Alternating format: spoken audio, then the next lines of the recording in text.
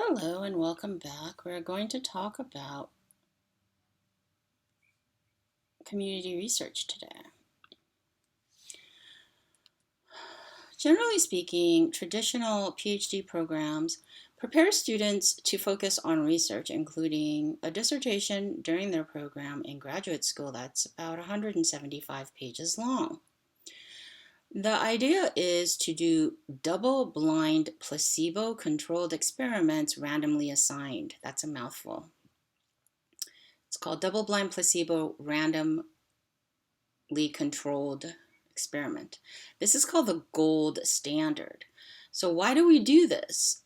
We want to, one, understand, two, see if we can make a difference, change something, and three, when you have enough individual research studies, you start to get a pattern of research results that are the same or similar on the same topic.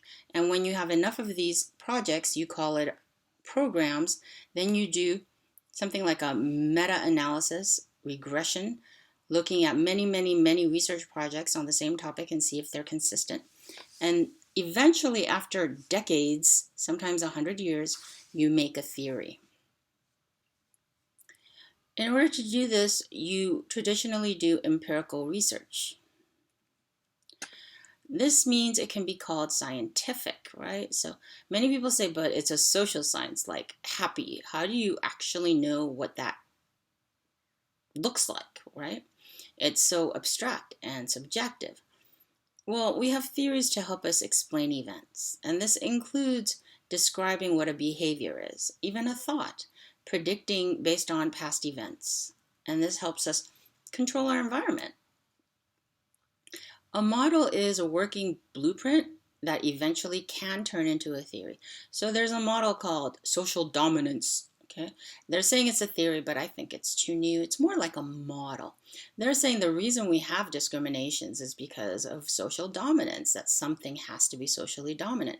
But I've been thoroughly trained in group theory according to Irvin Yalom, and he does group therapy. He's the founder of many ideas, and I know his son personally from being on the San Francisco Psychological Association board of directors that I was, and I was in charge of marketing and media. And let me tell you,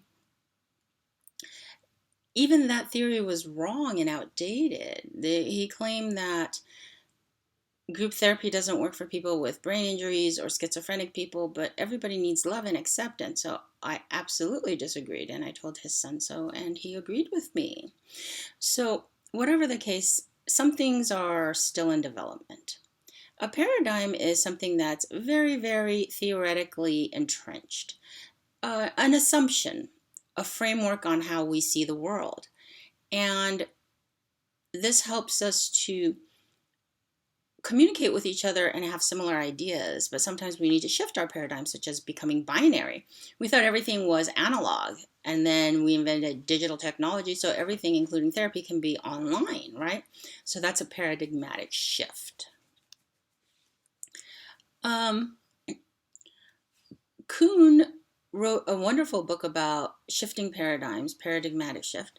And he said, a collection of theories that are commonly agreed upon socially to guide scientific inquiry. The end of quote is missing. At any rate, the idea is, even in terms of how we approach science, this can be very helpful. But whenever we have a revolution, things change. And so this dramatic shift is being seen for sex, gender, sexual orientation. And I've written a book about that. And it's a wonderful revolution because how we study is very important. If you've ever taken a research study where they asked you if you're male or female, boy, girl, man, woman, they're missing quite a bit in there, right? And so even a psychological association that exchanges information for free, the group is for the psychology of men. They changed their name to masculinity and oh no, masculinities, right? Men and masculinities. And so in this way, they're saying you cannot assume that masculinity is one thing. It's individualized and experiential. And the hashtag Me Too movement also is making lots of changes, including Time's Up, which is another hashtag. So falsifiability, it means some of these theories are false. We need to test them. What exactly is gender? Why is that the first thing we ask people when somebody's expecting a child? Why do we say, is it a boy or a girl? Why don't we ask, is it healthy? Or is it wanted? Or, when's the delivery date? Or how can I help? There's this assumption that we need to kind of correct, I think. So, systematic inquiry is what we call it, because in research you have to start with a question. And in community research, we look at what assumptions do we have, right? Just like the examples I gave. So when we approach our work, we need to make sure we have questionnaires for participants that can fill out research surveys by actually identifying their own gender rather than being forced choice as one or the other category and a gender binary coding. So how can we have value neutral research? Well, one of the key things is to actually look at yourself. Michael Jackson said, I'm starting with a man in the mirror, and in this way it's quite profound. You have blind spots literally on the side, right? And so if you go to Japan, the cars have up to 12, sometimes 16 sideway mirrors. Even in the front, you have a sideway mirror, 2 of them. In the back, you have sideway mirrors because you can see through the mirrors, the other mirrors. It's very, very complex. At any rate, this is because we have blind spots on our right and left. And so automatically in California, if you're hit on the left while you're turning left, you're automatically at fault. So you could see some of these blind spots literally in our visions. And when it comes to our own values, we have these also. And we need to know these when we approach research, because psychology is very respectful, and it actually considers it your strength that you know what your blind spots are. So you acknowledge your limitations and you transfer your patient because you're not familiar with that religion, as an example. And so we need to look at these values when we do research.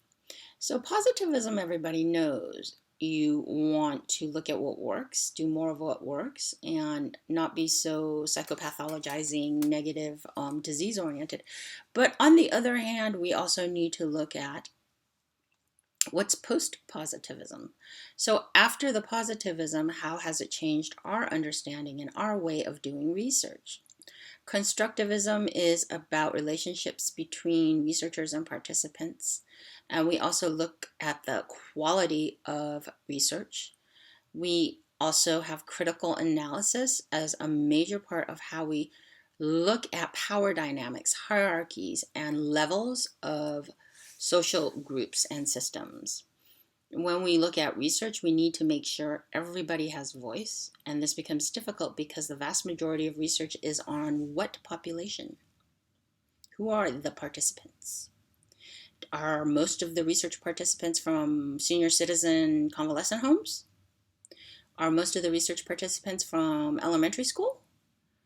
They're college students because PhD programs prepare researchers, right? Traditionally, and then you need a professorship to be able to be tied to an institution to apply for a research grant. And so even if you work for a hospital, it has to be tied to a university usually for research. And so because of that, they use, that's right, college students. And how many 100-year-old college students do you know? You see how this works? So we already start to have biases in our assumptions of research. Isn't that interesting? So we need to look at this, and we need to defend, why do we do this? Well, convenience sampling, that's the truth. It's expensive to go to a convalescent home. It's also complicated. How do we get approval and authority, right? To get in there and breaking confidentiality and knowing who's there and so on. And so this is all one of the issues with studying children, because you have to have parental consent. At any rate, divergent solutions are more welcome in community psychology compared to other parts of psychology, generally speaking. Excuse me. So if we want to make sure everybody gets a voice, how do we do this? Do we just one by one go take a bottle of water to a homeless person and ask individuals one by one their opinions on homelessness? That would be very wasteful of time, energy, staff, right? So how do we get them to have voice? Well, they always had a voice. We just want to make sure they're using the voice and we're effectively listening. So data collection, okay? This is something community psychology approaches differently than others. We don't just data mine. So data mining is a big mega computer, has massive storage of information, and they dive into this database to get as much information as they can. But it's pre-existing, and it's not actually subjective experience. And so community psychology is more respectful because it wants unique insights. It wants innovation, so it doesn't data mine. Participant conceptualizer was made an ideal at the Swampscott conference that we talked about last time. That means the actual participants are collaborating in the research. They are telling you what's needed, wanted, goal, purpose, values. So we have so much distrust. Psychology is often seen as hand in hand with medicine, but medical doctors have not done any favors to people of color at critical moments in our USA history. As you can see, 40 years people were suffering with syphilis, even at the White House. This was known. 40 years. And instead of giving them the treatment, they suffered. What do we do so that we never have Tuskegee repeat? Well, we don't have studies like Milgram and Zimbardo anymore. Make sure I mention these in class if you want to hear more about them. They're very important. But in terms of group dynamics, we need to make sure our power does not get abused. And so we don't do those types of things anymore. And collaboration in community psychology prevents such monstrosities. It's also action research, so we do something about it. We try to change the laws to make them respectful of human welfare and civil rights that are protected by federal laws. So when we have knowledge, who is it serving? What's the purpose of that knowledge being understood? Socially, culturally, and over time. So cultural variables are views and practices that are transmitted to successive generations through socialization because they are valued. So this is fascinating because there are some tribal cultures where you look 3 generations forward and 3 generations back. Some of them even look 5 generations forward. Holy smokes. Before they make a decision, and that's called judgment. I'd say that's sound judgment. How many times have you actually done that today? Be truthful. When you make a decision, are you thinking, what's the impact of my using this plastic straw and taking it from McDonald's? 5 generations forward.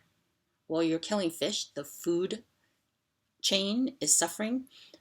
There's plastic even in our table salt. There is no table salt sold, no matter what. Even I've tried to buy purple salt, purple sea salt, black sea salt. They're saying no matter what, it's got plastic in it because of what we're doing. So, I didn't use plastic related to beverages for a year. That was last year. At all, ever. Okay. And part of this was because even water bottles were not BPA free, or if it was BPA free, it would be 2 other phthalates that were just different names, but replacing the BPA. So it would say BPA free, but it had 2 other ones that cause cancer. And I also didn't like what it was doing to Mother Earth, whom I call Mona because of medical abbreviations. But this is called cultural value. Okay. Social variables. When you do something, do you look at the factors socially, right? Are you socially responsible? Okay. Do you contribute to the problems of social stratification? Are you happy that you don't have to deal with certain groups or homeless people near where you live? Are you grateful that you don't have to sit by, go to school with, dine near certain groups of people? And so this is of issue because many systems are maintained because of insensitivity to social variables. This means even though you're not making the laws and you're not voting to harm people, you're not going out there and physically attacking anyone or causing disorder, at the same time, you are contributing to the problem. You want to try to become less and less contributing to the problem. This means don't move to the middle of nowhere like Mother Teresa and donate your whole life. You know, you still have needs, wants, goals as an individual. However, even Mother Teresa, the thing she was known for was being a financier. She was ruthless with money, apparently, and made a fortune for her causes. So, whatever the case, I would say becoming less and less contributing to the problem is something everyone should strive for, right? So there are some traps to how we study psychology in research, okay? When we identify people, we love to categorize, and I have this whole theory that it's a binky. Yes, a binky. When we label people, it is our comfy blanket. So instead of feeling anxious, which we all do in a new environment, new people, everything makes us feel uncomfortable. Instead of feeling anxious, we go right to our binky. As soon as we have a label, we retrieve all those stereotypes and stigmas, all those categorization memories in our hippocampus, and we feel more comfortable.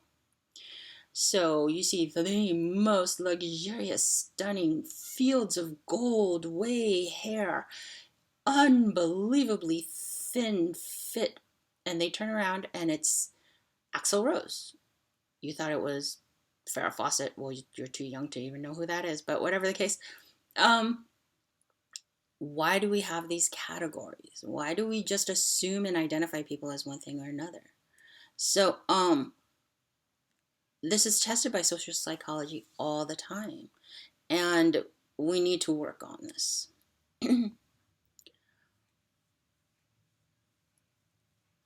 We think in terms of homogeneity. When I teach prejudice and discrimination, I teach about how all groups tend to think people of other groups look the same. And there's even a song by a band called Hole with Courtney Love. We look the same, we dress the same. I think she even says we smell the same. We're all the same. And the idea is because of our assumptions, our biases, we actually look at other group members as sorry, we look at other group members as completely the same. We homogenize them. Oh, hold on a second. Okay. And it doesn't matter which group you're in. So let's say you're a short person. You think all tall people look the same. It is just a tendency we do. And of course, it's a generalization about generalizations. So that's funny.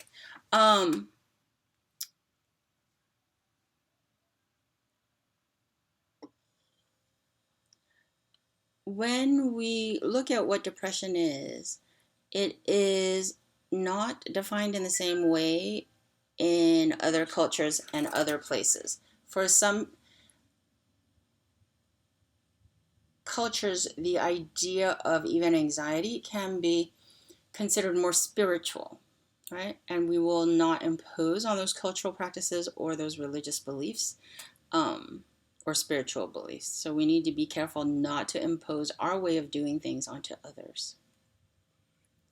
Between group and within group designs are common in psychology. You remember them from integrating research methods into this class. In concepts, between groups, you look at different groups and compare them. See if things are the same or different in certain things, but it's difficult to come to vast conclusions because so many factors contribute, and it can't just be one thing that we put the effect on. Within group differences, we look at within one culture, even subgroups. Is there something unique about how they behave or what their strengths are? Culturally anchored research, this is much more ethnographic. It requires more time. It allows things to unfold. So one of the things I respect so much about anthropology and ethnography is that if you look to study a group, you make as little impression as possible. Even making a noise, even speaking, is considered an imposition which will change everything potentially. So if you're very talkative and extroverted and you consider yourself a leader and assertive, this is probably not the type of research for you, truthfully, because they understand that even their very presence in a group changes the group. That's a lot of social responsibility and cultural responsibility. So how do we do it? For the ecological level of analysis, we must be sensitive to all systems, right? Remember this? How did poverty contribute to lack of resources in the community that contributed to poor resources at the schools, which contributed to the child being neglected and being able to study for class and failing, right? We look at all of it together, and you can look at this example when you have a little more time on the slide. Higher level methodologies, we also look at the community. One massive thing we're going to talk about is how schools get funded in the future. If you have any questions, please feel free to email me. Make sure you put the class as well as the topic that you're asking about. See you soon.